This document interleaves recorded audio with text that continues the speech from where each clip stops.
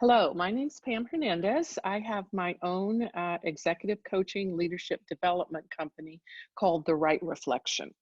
And today's session that I'm going to be sharing with you is actually an excerpt from a larger course, and it's called Mindfulness, Staying Calm in a Crazy World.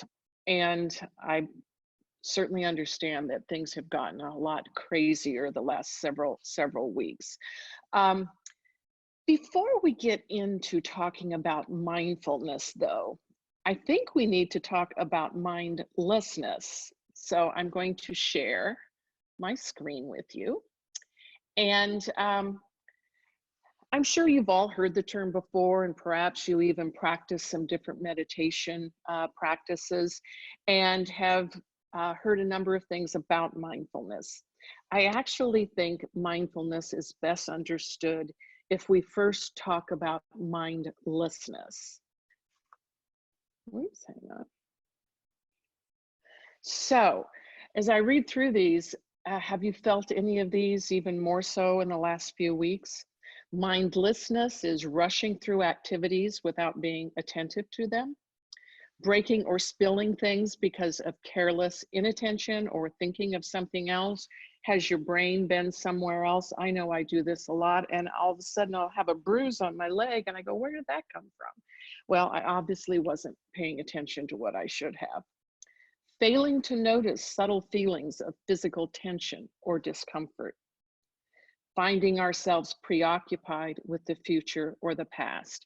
And I think that's the one that is getting most of us right now. And actually, most of us are probably preoccupied with the future because at this point, it is so unknown.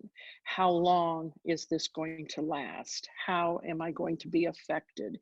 And it's very, very hard to turn our brains off and focus on what's going on around us. And if you're like me, that can end up where I'm going to be snacking without being aware of eating. Um, as we go through this next 25-30 minutes, we do have a chat window and a question window. Feel free in the chat window just to add a comment here and there. If you have specific questions you'd like answered, please put them in the Q&A window, and we are leaving time at the end so we can have some discussion about those. My colleague Mary, you can't see, but she is in the background, and she will be monitoring the Q&A window and the chat window, and will interrupt me if there's anything that we need to stop and take care of right away. I have a little story to tell you, and it's not one I'm proud of. Like that face? How could you ever do anything to that face? This is one of my two dogs. Her name is Sadie. Well, the other morning, I was in the process of loading the dogs into the car. We were going to go to the park before they closed the parks and get some exercise. So they're running around the garage, and I remember I have not put the garbage out.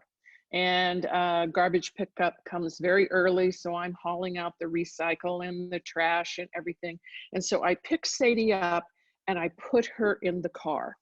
And she gives me this look, much harsher than this look right here, as like, what are you doing? And I looked at her and I said, what? And I realized I put her in the trunk. Not even the back of an SUV. I put her in the trunk. Luckily, I did not shut the lid, but where was my head? It was certainly not on what I was doing. So thankfully, no animals were harmed during this. So now that we've kind of talked a little bit about mindfulness, I would love for you, if you've done something that has been a little mindless in the last few weeks, feel free to put it in the chat, and we'll look at some of those a little bit later. So the definition of mindfulness is really pretty simple. Keeping one's complete attention to the experience on a moment-to-moment basis in an open and non-judgmental way. Okay, so definition, talking about attention in this moment. It sounds easy, And the concept is not hard. I mean, we could stop right there and say, okay, go do it. The problem is our brain is so programmed to not stay in the moment that we have to practice it. In fact, I have a whole course on this, and all you'd have to do is go to my website, therighreflection.com, and you can take the whole course for free if you'd like to. But most of the course deals with why it's so hard to stay in the moment and what you can do about it. So the first thing is, let's talk about what we mean by the now. Okay. I'd like you to think of something. Please remember a beautiful moment from the past, just something that was incredibly pleasant experience. Try to think of what happened back then. You know, what did it sound like? What did it smell like? What did you feel like? What did you notice? This is my moment. This is outside our condo in Colorado on the river. And we spend quite a bit of time there in the summer. And when I'm there, I'm listening to the river, I'm feeling the breeze, the warmth if the sun's out, and just kind of luxuriating in the experience. So now consider the moment you were thinking of, okay? Where was your attention? Were you thinking a lot about things, or were you just kind of there? Were you living in the moment? I hope so. That's the whole point. And were no other problems present in your life at that time? No, of course not. We all have problems. But in this particular moment, if you can realize how you felt then, that's how it feels to be mindful, to just totally be aware of what's going on now. And so let's look at the present moment. It plays a fundamental role in mindfulness, but we are often not in the now. So where are we? Well, we could be in the past. Oh, yesterday, I wish I wouldn't have done that. Dang it. As I said, probably most of us right now are living a lot in the future. Oh, I have to do this. What if this happens? When will I get to go back to work? All those what ifs that can spin us into the future and not keep us in the present moment. So it's not like we want to get rid of thinking about the past or the future, but that leaves us very little time to be living in the now. And so really what mindfulness is all about is making a little more space for the now. And how can we do that? Thoughts. They are a powerful tool. We obviously couldn't live without them. But if you're like me, they are difficult to turn off when you don't need them anymore. For example, at 2 in the morning when you can't do anything about it anyway, and your brain just keeps spinning. So another problem with thoughts, though, is they can disconnect us from the present moment. If we're thinking about the future or thinking about the past, we are not in the present moment. And thoughts can become problematic when we believe them to be true. This sounds simple, but it's really a hard concept for most of us to truly internalize. And that is the fact that thoughts are not facts. Just because we think of something doesn't mean it's true. And especially when we are spinning off worst case scenarios and we begin to believe that that is what the future holds. So one of the things that mindfulness can help us do is to get a little distance between us and our thoughts. Because if our thoughts are right in front of us all the time, they begin to be the lenses through which we see everything. And so then we begin to believe they're true. If we can get a little separation, then we can realize, okay, that's a thought, but it may not be the truth.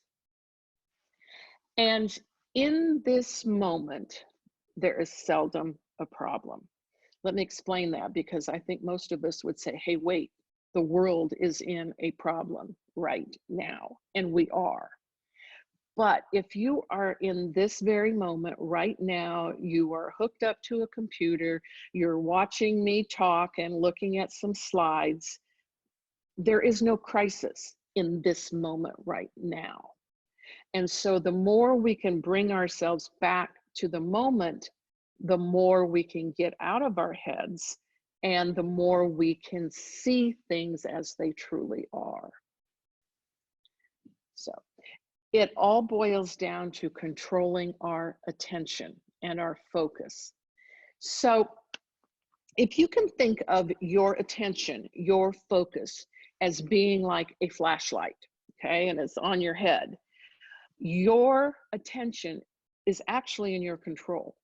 You may not think about it that it is, but it is. And so wherever we point our flashlight is where we're going to focus. It could be maybe a book. We're totally involved in what we're reading. It could be TV. It could be a conversation. It could be, I've got a pain in my side, and that's where I am focusing right now. I am training my flashlight.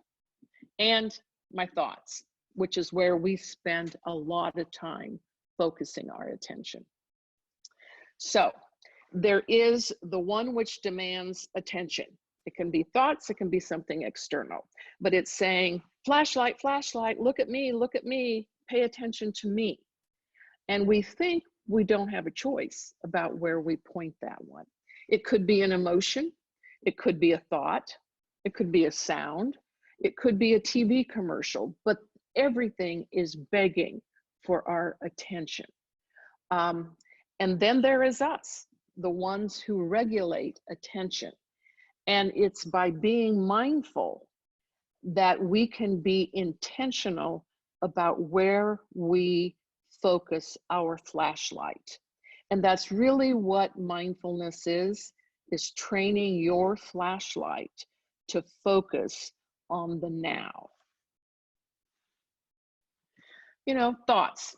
We have over 50,000 of them a day.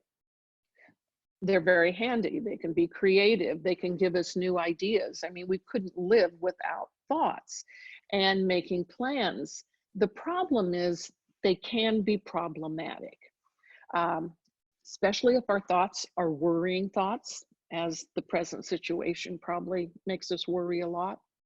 And if we worry and worry about the same thing over and over again, then we're ruminating and we get caught in a cycle, and it's hard to get out. And we could be making up negative stories about ourselves, either about our abilities or about what's going to happen to us. And again, we end up living from the neck up. We're stuck in our head. So there are different things, and you've probably tried all of them, to deal with thoughts that you'd rather not be thinking. We try to suppress them. Okay, I'm just not going to think about that. We distract ourselves. Okay, I'm going to go for a walk, or I'm going to binge watch something on Netflix, but I am just going to distract myself. Or I may challenge the thought and say, well, wait a minute. What's the likelihood of that actually happen? Probably not much. We've tried all of these. Unfortunately, they're not ideal. Because the problem is when we suppress a thought, that's okay, but it's going to come back. And if we distract ourselves, we, that's wonderful for a while, but it's still temporary. And if we actually try to challenge our thoughts, well, then we're right back in our head thinking again.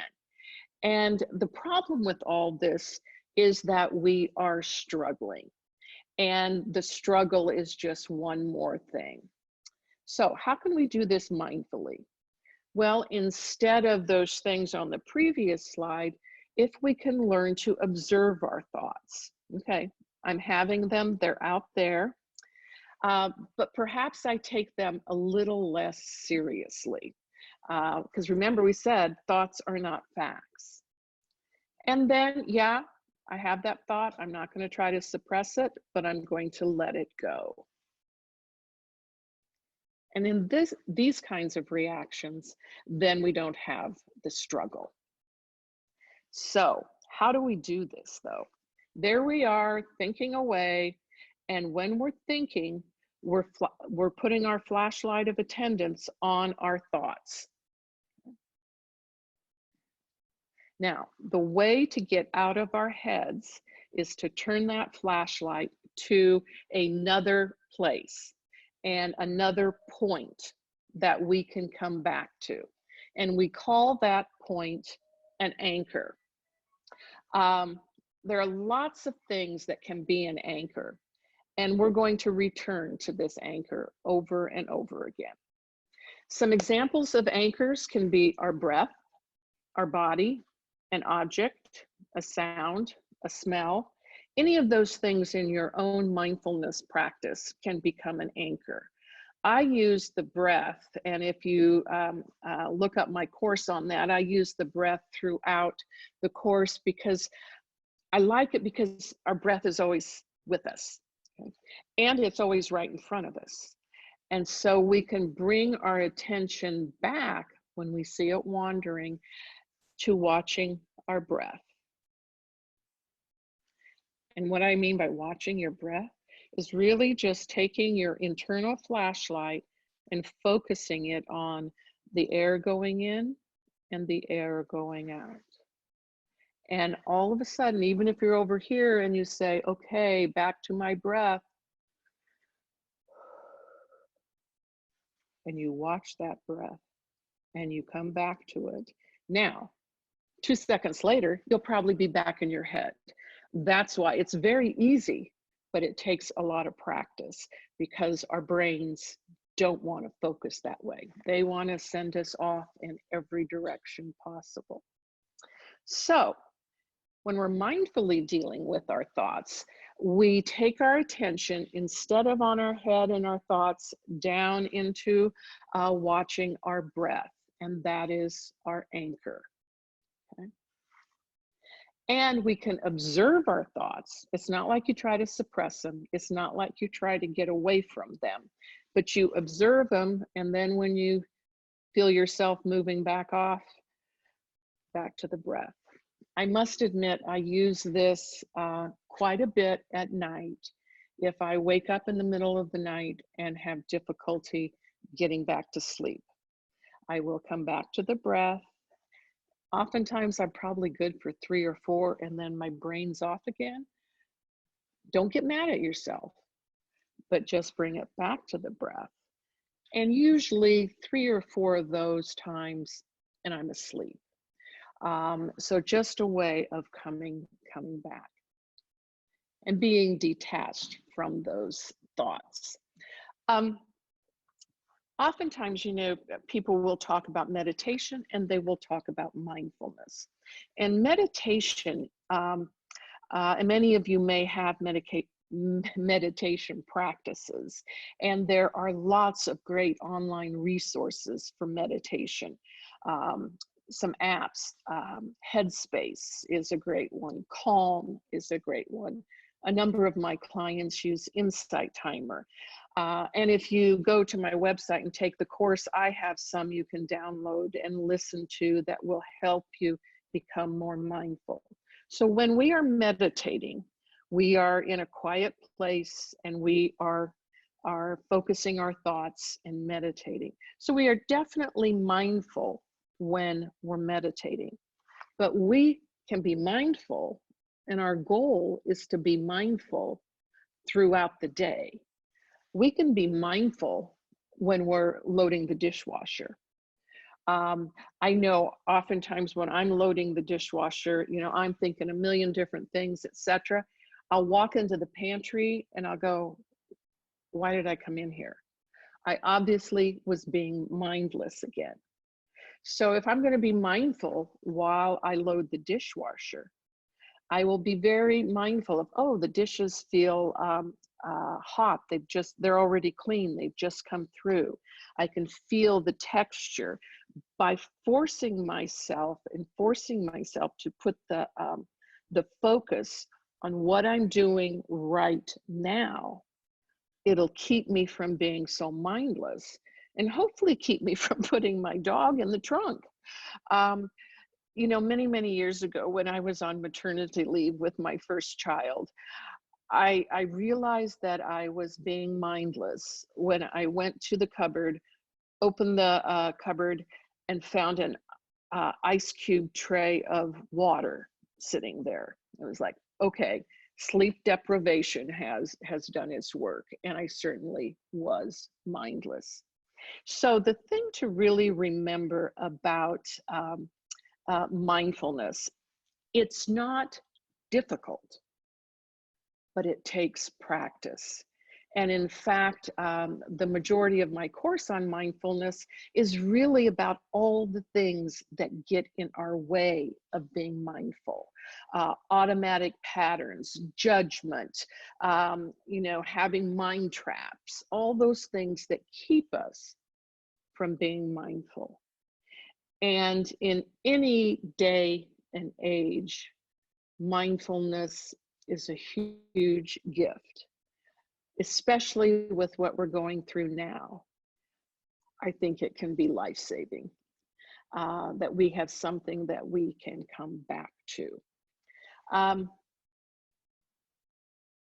So those are the prepared remarks that I have, but I would love to see if there are any questions or comments about mindfulness from your own experiences with meditation or mindfulness. So feel free to type away.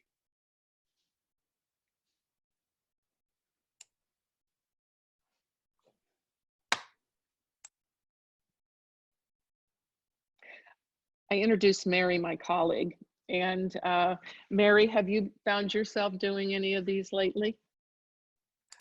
Well, I find myself being a little bit more mindful because I've worked with you on this presentation, and it really does make a huge difference. That wasn't at the top of my list this morning when I put orange juice in my coffee. Got a lot of other going on, which is just horrifying. I think that I really knew I was off the rails when I stirred it, and so I've stirred the orange juice now into my coffee. So. Sorry about that. So you do have a question over here. Yeah. How would you recommend for someone to begin meditating? I have done different types of meditation. There's one called loving kindness meditation that is actually associated with positive psychology. And that's one that I find very valuable. There's different types. If you're not used to doing just sitting quietly and doing meditation, I would recommend one of the many apps out there that do a guided meditation. And if you want to just go to my website, I do have a couple. I have one that's called a body scan, where it just teaches you kind of how to focus on different areas of your body. I have one out there called the 3-minute breathing, where it's just something you could do several times during the day. Like if you've been working at the computer and you stop, and it helps you focus first on your body, and then on what's in the room, and then how to kind of let go of that. As I mentioned, there are some nice apps out there. One is called Headspace. And if you do happen to be a medical professional, I've heard that because of the recent crisis, they are offering Headspace free for any medical professional. Even if you want to try Headspace, they have you can try 10 sessions for free, and then if you like it enough, you could subscribe to it. But it really teaches you the basics. If you one called Calm has lots of, whether it's a guided meditation or visualization, sometimes just has calming music. The loving kindness meditation that has come out of positive psychology has actually been shown to have even more connection to thriving than some others. And the way loving kindness meditations work, and there's different sayings, but it's where you can either do it for yourself or say another person. So if I was doing a loving kindness meditation for my colleague, Mary, I would just sit quietly and I would hold Mary in my thoughts. And then I would send out loving kindness messages. I would say, may Mary be safe. May Mary be healthy. May Mary be happy. May Mary know peace. And then you can move on with another person or do it the same. And as I said, there's different words you can use, but it's amazing how your whole body just starts. And then the fact that you are sending out loving vibes to other people and to the universe and to yourself, there's just quite a bit of research that that's very valuable for our own well-being. Thank you for the question. Others?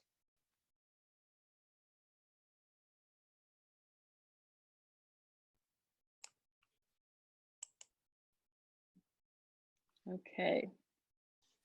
Where do you draw the line between someone being mindless and possible ADD, ADHD?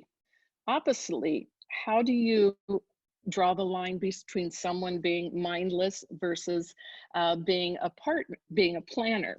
Both very good questions, and everything is pretty much a continuum. And I would say, because I am a planner, and so I would say, if this happens, I'm going to do this, this, this, this, and this. Where I draw the line on being a planner, my father was the ultimate planner. We would travel with them a lot when our kids were little. And we'd be at the pools, and, you know, I'm having a drink with a little umbrella, the kids are playing, and my dad's sitting there making the plan for when we go to the museum the next day. Well, we're going to have breakfast around this time, and then we're going to have to do this, and then we're going to have to do that. And I'd say, Dad, can't you just enjoy the pool? So it's really a matter of degree. Sometimes, and I will say I'm one of those, is we will rely over much on planning because it gives us the sense that somehow we're in control. And the feeling of not being in control can be really scary. Now, where do you draw the line on planning? If it interferes with your ability to enjoy and savor the present moment, then you may want to lighten up on the planning a little bit. Now, as far as someone being mindless and possible ADD, ADHD, well, I am certainly not qualified to diagnose someone who may have those tendencies. And also, I probably don't know enough about that to really talk intelligently. I do think there are some fundamental differences. Most of us, you know, may be often mindless, but if somebody says, okay, you need to focus on this for the next 10 minutes, we can. And I would think with someone who is suffering from one of those diagnoses, that it may be a little bit more difficult to focus if someone tells you you need to focus for the next 10 minutes. But please, I certainly would not pass myself off as an expert in those. Again, thank you for those questions. Those are great. Well, I'm so glad that you tuned in today on Saturday afternoon, at least where I am. I'm not sure where you are. And that you will go to the MAPP site. They have wonderful webinars out there and even more to come. And again, would love to see you at my website at therightreflection.com. And love to start a conversation with you too. So thank you very much. And we will sign off with that. So thank you very much.